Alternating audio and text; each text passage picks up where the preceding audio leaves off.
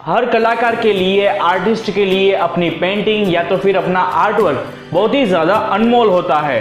हालांकि art works वगैरह की प्राइस लगाना बहुत ही ज़्यादा मुश्किल होता है, लेकिन हाँ, इन आर्ट वर्क्स को, इन पेंटिंग्स को खरीदा जाता है।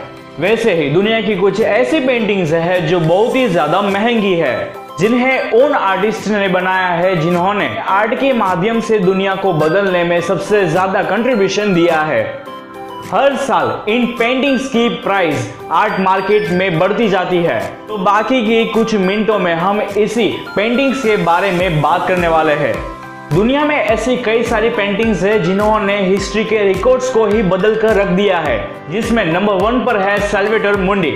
साल्वाडोर मुंडी को लियोनार्डो दा विंची ने बनाया है, जिसे 1490 से 1500 के बीच में बनाया गया था। तो फिलहाल नेशनल गैलरी लंदन में 2011 एंड 12 में रखी गई है, जो लियोनार्डो दा विंची की मेजर एग्जीबिशंस में रखी गई है। ओरिजिनली इस पेंटिंग का $100 मिलियन का एस्टिमेशन लगाया गया था, लेकिन यह नवंबर 2017 में क्रिस्टी के द्वारा नीलाम किया गया और इसे $450.3 मिलियन में बेचा गया। लियोनार्डो दा विंची की पहली पेंटिंग्स में से भी यह एक है। नंबर 2 पर है व्हेन विल यू मैरी। यह एक पेंटिंग है। व्हेन विल यू मैरी इसे ताहिती में या ना पिया फे आ ई पिपो कहा जाता है। इस पेंटिंग को पॉल गाउगिंग ने 1892 में फ्रेंच पोलिनेशिया में बनाया गया था और यह एक ऑयल पेंटिंग है जिसे $300 मिलियन में बेचा गया था। रुडोल्फ स्टेसलिंग की परिवार के द्वारा इसे शेखा अल मयशा बिन्ट हमद अल थानी के परिवार को बेचा गया था फेब 2015 में। इस आर्टवर्क के काम के लिए इसे अब तक की सबसे महंगी पेंटिंग में से यह एक है। जून 2015 तक इस पेंटिंग को फेंडेशन बेलर रिहेन के एग्जीबिशन में रखी गई थी। फिर नंबर 3 पर है the card players of the Paul Schezwan. इस पेंटिंग को आर्टिस्ट पॉल सेजन ने बनाया है और यह एक ऑयल पेंटिंग की सीरीज है।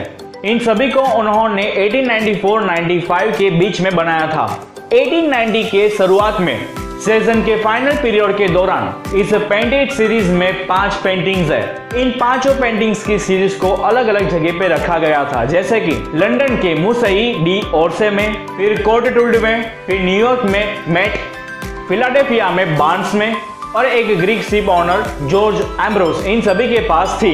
इस पेंटिंग को $250 मिलियन में बेचा गया है और इन सभी को बेचे जाने से पहले ही वहां पर रखी गई थी और फिलहाल यह कतरी राज परिवार के पास है। नंबर 4 पर है number 17A। Number 17A painting को जैक्सन पोलक ने बनाया था। Father of abstract expressionism Jackson Pollock, और वह अपनी डीप प्रिंट टेक्निक के लिए ज्यादातर फेमस थे, जो वो 1947 से लेकर 1950 के बीच में किया करते थे।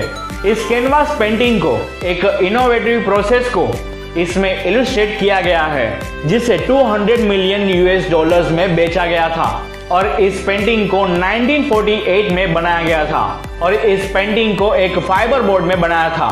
2015 में डेविड गेफिन के फाउंडेशन के द्वारा इसे केनेथ सी ग्रिफिन को $200 मिलियन में बेचा।